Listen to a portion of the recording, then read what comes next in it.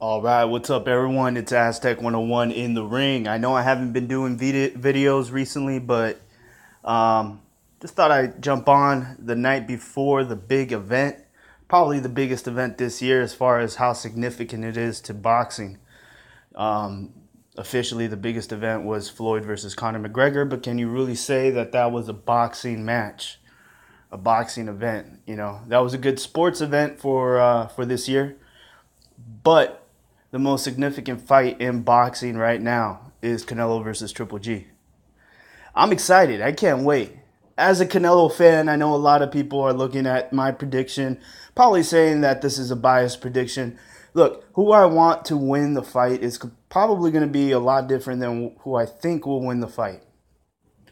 Because there's really nothing to gain from saying that I think someone's going to win when they're obviously not. This is a very 50-50 fight. So I do believe Canelo can win, but I won't be surprised if Triple G wins.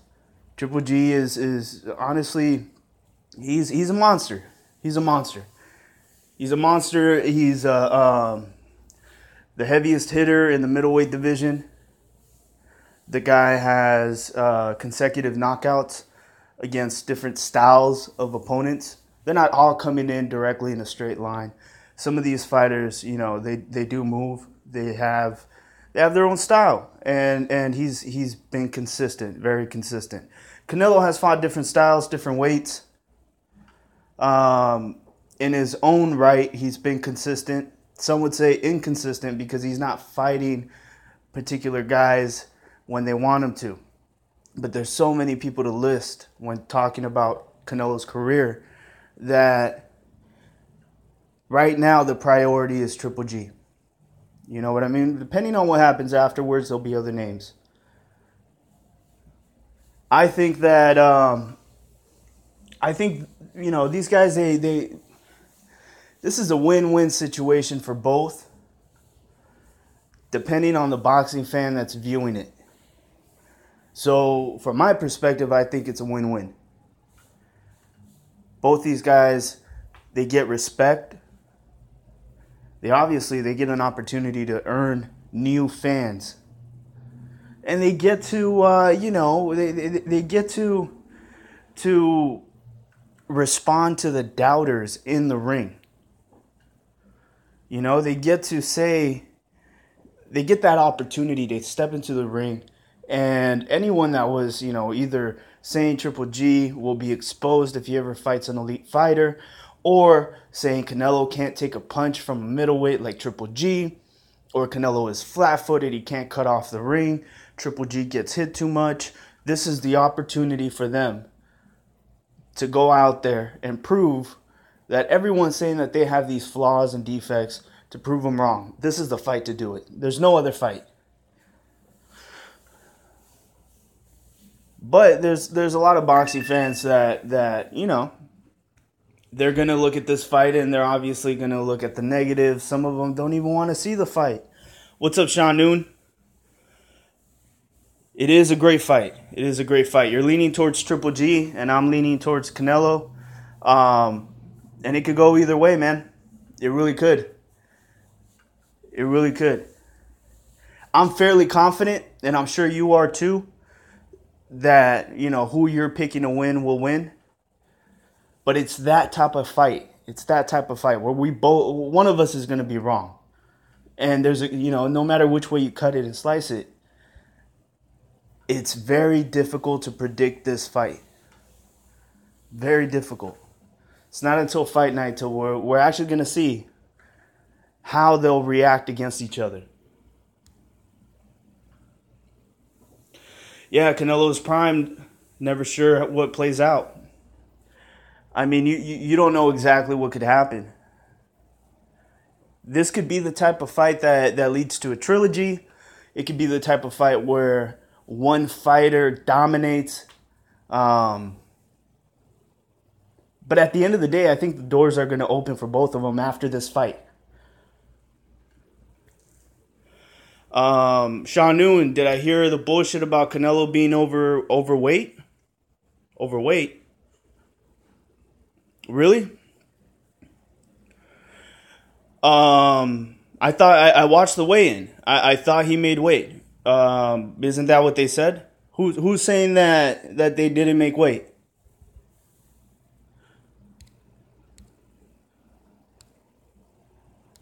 Shanoon, who's saying that Canelo didn't make weight? Because I watched the weigh-in. Oh, he jumped off the scale fast. People said Golden Boy paid off the commission. I don't know. I think it's kind of weird when people start. There's a lot of conspiracy theorists out there, Sean. A lot of conspiracy theorists. And here's one thing I'm going to say. If someone's going to take the time to write a check to I guess, swindle the audience, you're going to make sure that you do it in a way where people don't find out. You know what I mean? If he jumped off the scale, I don't know. I saw him. He got on the scale, turned around, looked at the guy reading it, nodded, and then went away. I mean, he didn't pose for the pictures, but I didn't really read into it. The only thing I saw is like, oh shit, he's fed up with being on stage. He wants to be in the ring. They both look ready to be in the ring. Canelo missing weight. I think a lot of people are already coming up with conspiracies.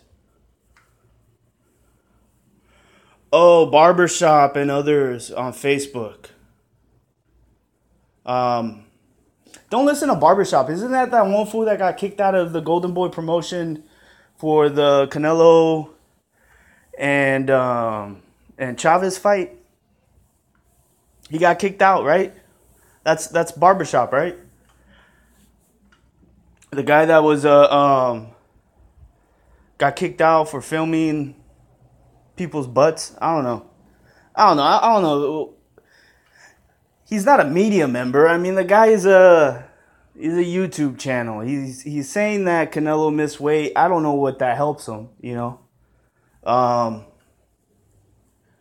Okay. Well, according to the scales and according to what's official, he made weight. So, I mean, unless he got proof, I don't know what some people are really trying to I guess they don't want this fight to be as significant as it is. Let's keep it real. Let's keep it real. A lot of people really do not like the fact that this is the biggest boxing event that's going on right now. It hurts to be able to give props to either of these fighters. It hurts their souls. They're so emotionally invested that some people, I would imagine, dislike these fighters more than the fans like them. The emotion for hate is much stronger for them. They're more invested. So, hey, whatever. At the end of the day, they're gonna watch the fight. At the end of the day, they're gonna watch the fight. It's not gonna hurt me. I mean, I'm gonna enjoy the fight. I mean, I guess if it comes out later that Canelo missed weight, I'm gonna have to talk about it. But from what I've seen with barbershop conversations, I think the guy is just a little salty that he's not taken serious, and he was kicked out of the Golden Boy promotion event, and he's a little butthurt. Whatever. He's licking his wounds. He's fucking. I'm sure it was embarrassing. So I would imagine that that's probably why. Probably why he's coming out with the negativity. But at the end of the day, it's either you're going to have fun tomorrow or you're not. And the ones that are really emotionally invested in hating these two fighters, they're not going to have fun. They're not going to like the fight. And that's okay. Boxing doesn't really need these guys. We can do without them. That's fine. But real boxing fans, they're going to watch tomorrow. They're going to have a blast. And at the end of the day, I think that there's nothing in the way of this being a great card. Not just a good fight, but a great card. I can't wait to watch Jojo Diaz. I want to see Diego De La Hoya. I'm excited for these two fighters. I think they're great fighters. No one's talking about them at all, which is insane. Jojo Diaz, Mexican-American. Everyone's talking about how we used to support American fighters. Yeah. Okay. Well, this is why Mexicans support Mexicans. Because if we just got laxed and said, hey, America will take care of us, everyone else they'll support us if we work hard. Fuck no. It doesn't happen. No one's talking about Diego De La Hoya. No one's talking about Jojo Diaz. These are great talents coming out of boxing. They're very young. They're the future. They're the future. Let's see here. If he came in overweight, the fight would still happen. Yeah, if he came overweight, it would be a shame, and it would be something that we would have to point out. You know what I mean? If Canelo came in overweight, yeah, he's seeking an advantage. It would be kind of weird since he's the one moving up. So yeah, it'd be worth talking about, but he fucking made weight. He made weight. People are trying to come up with conspiracies. Just wait for the conversation on the judges, on the referee, all that, who came out first, all that trash, all this extra nonsense is all being used to distract us from having a good time, from enjoying the fight. And it's all bullshit. If he came in, wait. Yup, and Frock said he is an ass kisser. People don't want to give either guy credit and potentially have them pound for pound number one. That's a good possibility, man. Like for me, if I have a different perspective on number one pound for pound, and I would want to give, since I'm a boxing fan, but also I'm a fan of Canelo. I think that I would want to be able to have no doubt that he's number one pound for pound. So I would hold off a little bit longer even after this fight, even if he wins, to say he's number one pound for pound. But the man definitely has a better resume than a lot of these other guys that are going to be ranked above him, except for Andre Ward, right? So, I think at the end of the day, he has a better resume than Terrence Crawford. By far. And with this Triple G fight, if he ends up winning, he definitely goes above Crawford. Crawford has to move down. The number one pound for pound for beating Ndongo never made fucking sense to me. Let me see him fight Keith Thurman, and then that's a parallel fight. Canelo and Triple G is parallel to Terrence Crawford moving up and fighting Keith Thurman or Errol Spence. You know what I mean? But the Ndongo fight wasn't enough for me to move him on my pound for pound list. Great resume though. He's got a bright future. He wants to fight these guys, so I'm excited. Canelo was legit when he talked about it and said potentially the winner would be number one, potentially. Well, here's the thing. They'll be number one in their division by far. By a long shot. They will be number one in their division. Like, this is the real undisputed fight. This is a real undisputed fight. Maybe not all the belts are on the line, but that's fine. We don't need all the belts. They're not all doing their job anyways. So fuck them. Billy Joe Saunders out jacking off and fighting Willie Monroe. He might end up getting beat. But at the end of the day, he had his opportunity years ago.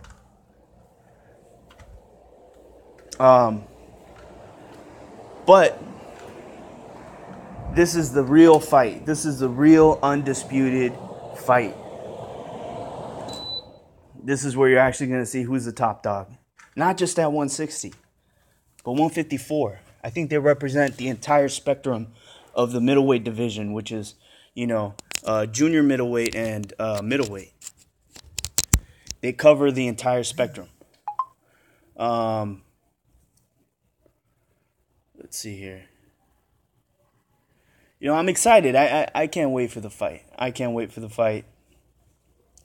Honestly, I think that they both have an opportunity to make a lot of money in that division. Having them both there, even after the fight, they will help each other make more money. I'll give you an example.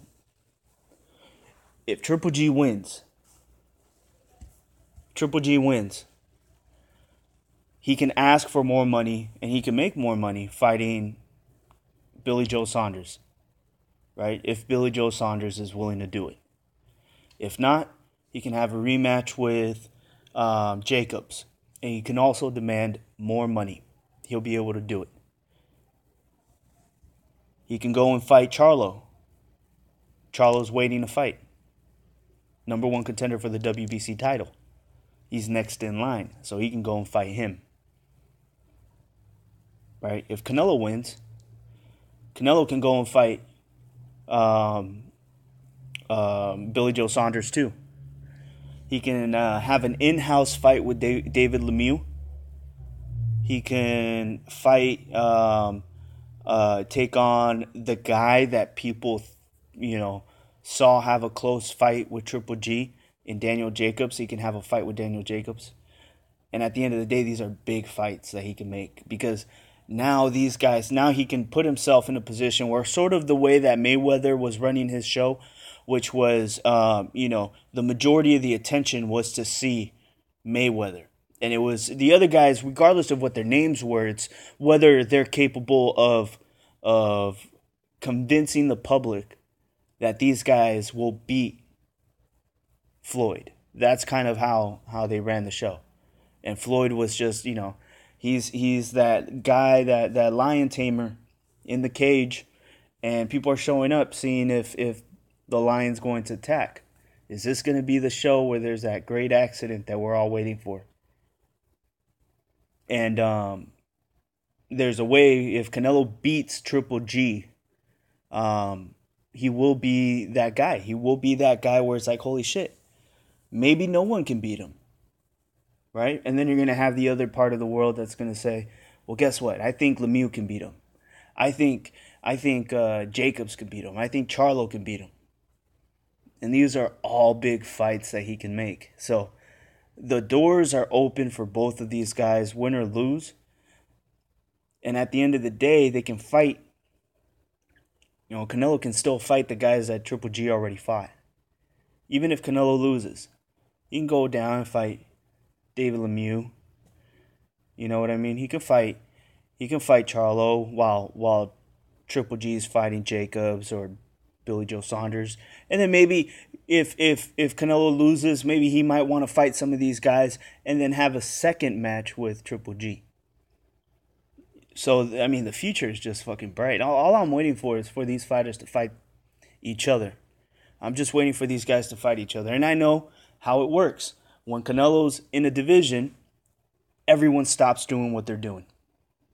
And they sit back and they wait, and they want to get that fight with Canelo, because it's now the Canelo the Canelo lottery. Are you going to hit that lottery? He's the biggest payday for any of these fighters, so they're all gunning for him. Let's see here.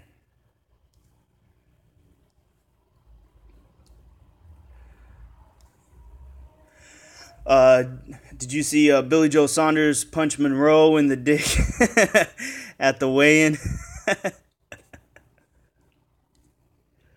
Well, that's his son. You know what I mean? That's his son. He's just there talking shit. Sees his dad talking shit, and he's there to back up his dad. That was cool, though. That was funny.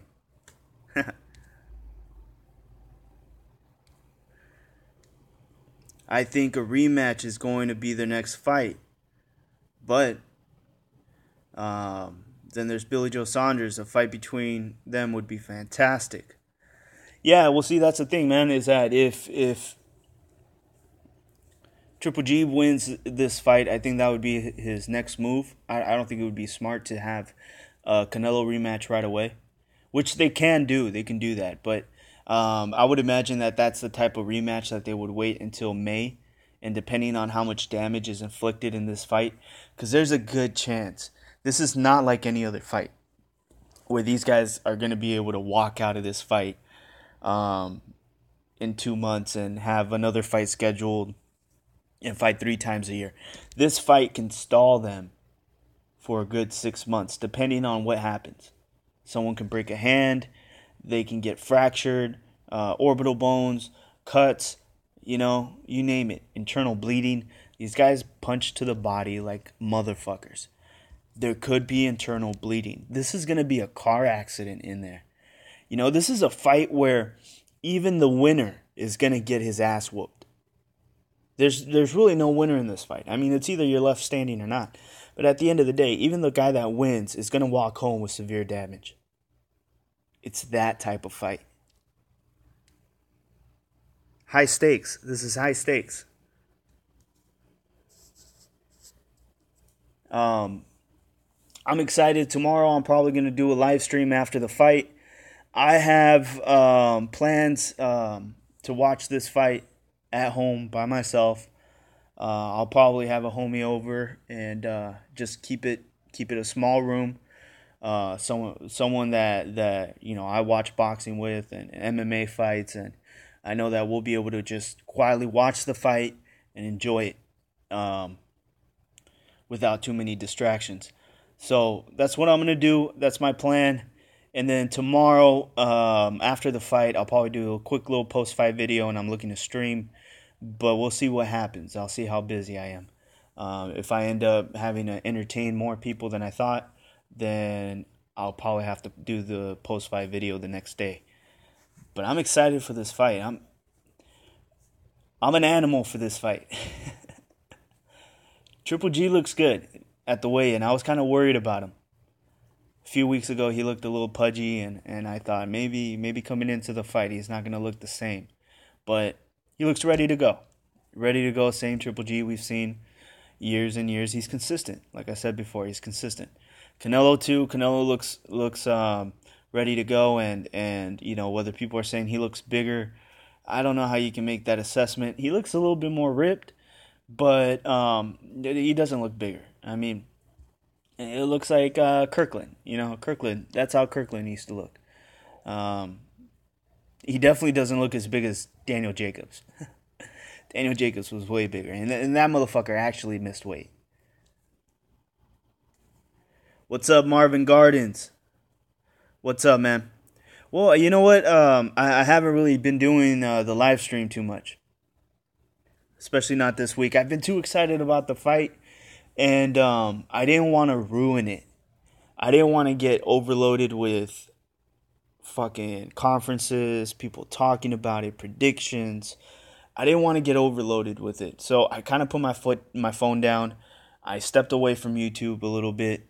And that's just so that way when the fight's ready to go tomorrow, I'm fresh. You know what I mean? Ramon Carrera.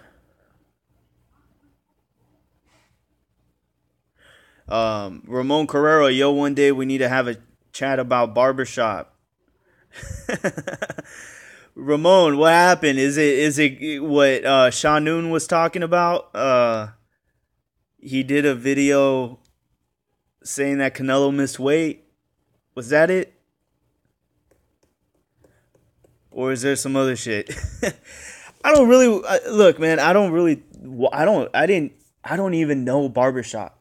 Like, the only time that I've heard that name was, I know that that's the channel that got kicked out of the Golden Boy Promotions shit for Canelo Chavez.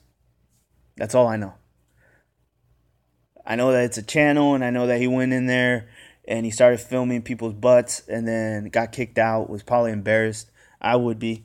And that's all I know.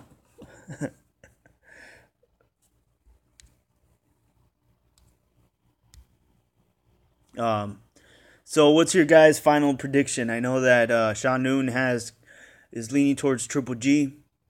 I wonder what everyone else is thinking. What's the final prediction? I know a lot of people are actually switching their predictions.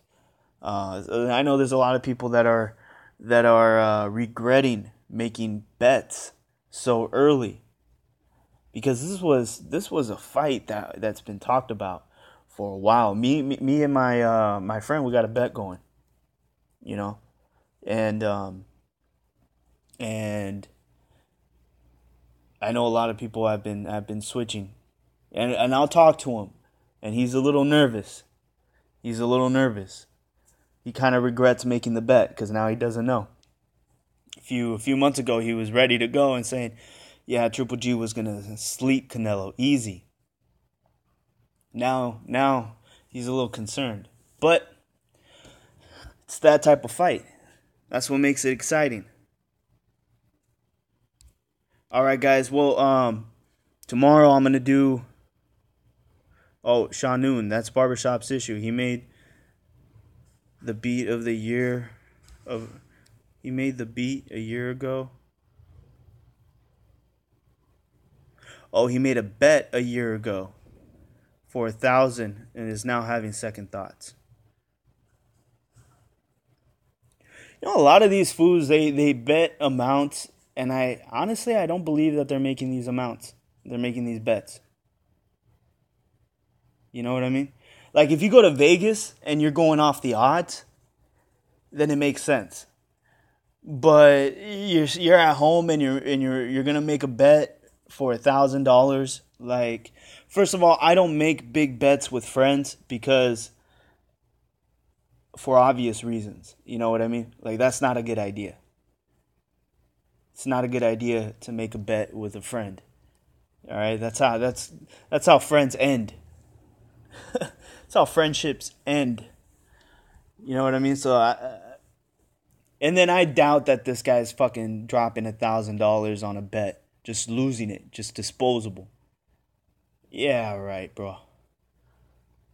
Probably made a $10 bet and is calling it $1,000 bet. Fools are liars, dog. Sean Noon, don't believe what these guys say. They're liars. Don't believe it.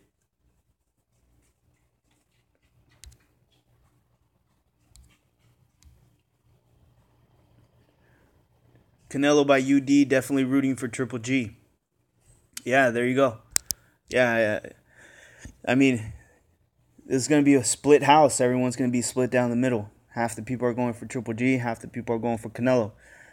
And you know, I'm rooting for Canelo. I want Canelo to win this fight. I want Canelo to fight Charlo after this. I have fights that I want Canelo. I want to see Canelo win. Um, and I think that if he wins this, then finally I can start hearing some. And you know what? Both of these guys need to start earning some respect. Canelo and Triple G, win or lose, I think they need. There has to be respect given to both these fighters. You have to, not just for their body of work, but also for this fight. This is a very big fight. Yeah, Triple G has been asking for it, but he didn't have to ask for it. And I know that it's a money fight, but it's a dangerous fight. Canelo too. Canelo too. He never had to move up against. He didn't have to go chase Cotto. If he would have stayed at 154, he would have comfortably been able to fight at 154 easily. But he went and chased Cotto, which opened the doors to Triple G. People talking about Triple G. Now that Canelo's at 160, will he fight Triple G? That was a question. And with that, now there's the opportunity where we actually get to see the fight. And I want that momentum to go on. Because at the end of the day, I think that there's other fights that Canelo will be able to do that we haven't even thought of. You know what I mean? There is a good chance that if Canelo beats Triple G, Mayweather might may come out of retirement to fight Canelo again. And there may be Mayweather Canelo rematch. That might force Floyd out of retirement. I'm telling you, that fight would sell, especially if Canelo wins. All the media tabloids are going to be talking about it. ESPN has been talking about this fight. This will be on First Take. This will be everywhere, everywhere. And trust me, if Mayweather makes an appearance anywhere, they're going to ask him, did you watch the Canelo Triple G fight? And that's how Mayweather might come out of retirement. Canelo sleeps Mayweather easy. Oh, shit. I mean, I don't know if it'll be easy, but I think at this point he's too strong. He's too big. And I know a lot of people thought that he was too strong, too young, too big. But I think that now Canelo would have leverage, and he's not going to take a catch weight fight. He's not going to drain himself. He's not going to try to meet in the middle. He's going to consider himself as the pay-per-view star. And Mayweather might have to take a back seat, being the guy that is actually the guy that is retired right now. Sean Noon, Canelo doesn't want Charlo next. Well, what makes you say that, man? What makes you say that? Did you watch Charlo versus Trout? At the end of the day, I mean, I'm saying if Canelo watches that fight, I don't think he'd be impressed. I wasn't impressed. I wasn't impressed at all. I thought Trout won that fight. You know, Canelo dropped Trout for the first time in Trout's career. Lara came in and dropped Trout as well. Outboxed him. You know, both Canelo and Lara outboxed Trout. That's what happened. And then Trout goes in there and fights Charlo and gives him not just a very close fight, but a fight that I thought Trout won. And there wasn't a knockdown in order for me to say, well, you know, Trout did good, but that knockdown, you know, it makes an even fight lean towards Charlo. That didn't happen. Charlo's a bigger guy. He looks like a light heavyweight, and he wasn't able to drop Trout. And it looked like Trout was the one landing not the bigger punches, but the sharper, better punches. And he was landing in volume. I think Canelo will do that, but better. So I see Charlo as food. Nutritious food, because it'll do nothing but help build Canelo's career, and it'll look good. But at the end of the day, I don't really see him as an obstacle. At middleweight, I see Daniel Jacobs more of an obstacle. I think that even though I think Jacobs has a questionable chin, I think that Jacobs' power is the neutralizer, the equalizer. It's it's what's gonna make a difference in the fight if they were to ever fight. And then Jacobs has a lot of speed too. He's very fast. His hand speed is very fast. His foot speed not so much, but his hands very fast. He is open to get hit. His defense is a little shaky at times, but he does make up for it because he has the will to fight back. He's not the guy to just put up a guard and not exchange. He'll try to block as many punches as he can, but he gives a punch whenever he takes one. He's that kind of fighter. So, but Charlo, I don't see Charlo as that kind of guy.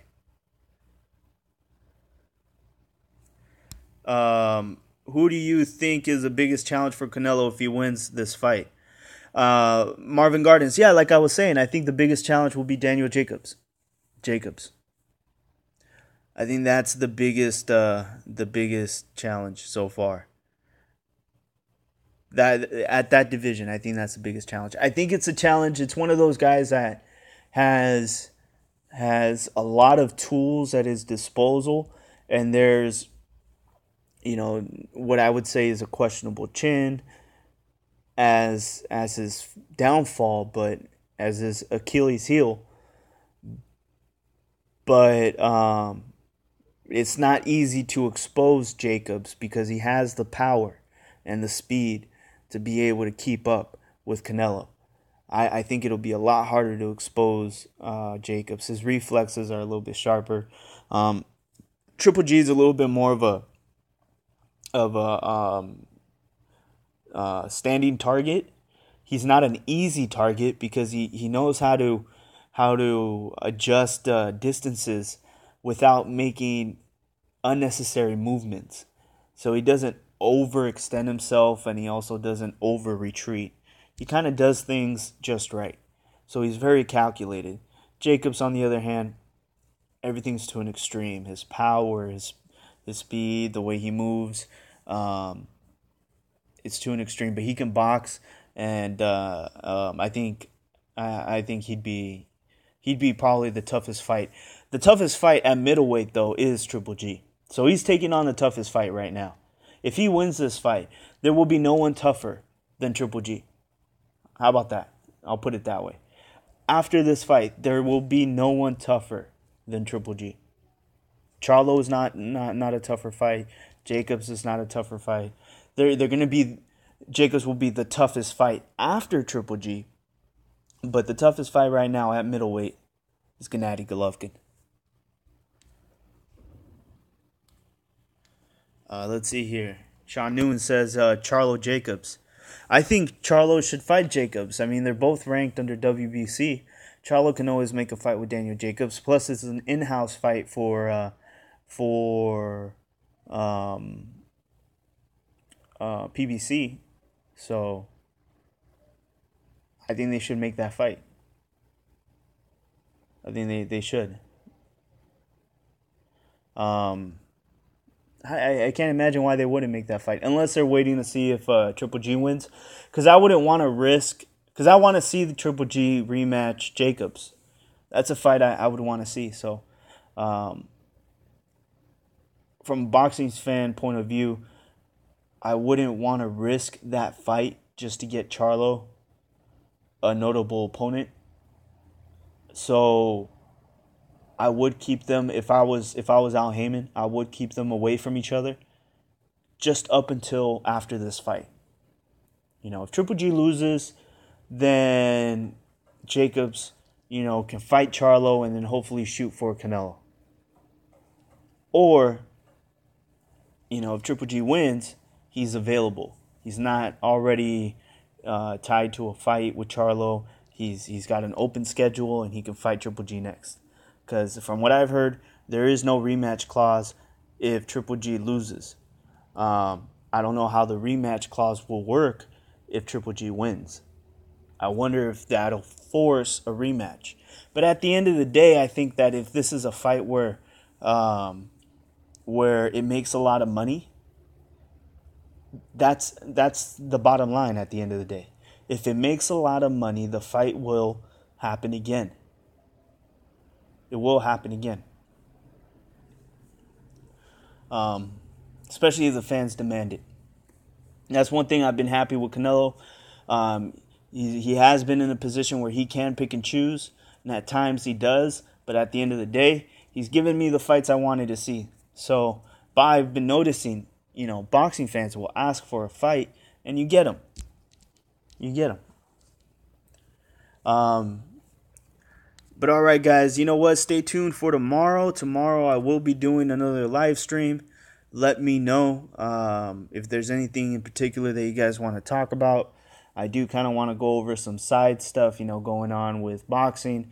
Guillermo Rigondeaux, Lomachenko, what happened with Adrian Broner. Maybe talk a little bit about what I think of Willie Monroe and Billy Joe Saunders. So let me know if there's anything you guys want to talk about. But this is Aztec 101 in the ring, and I'm out.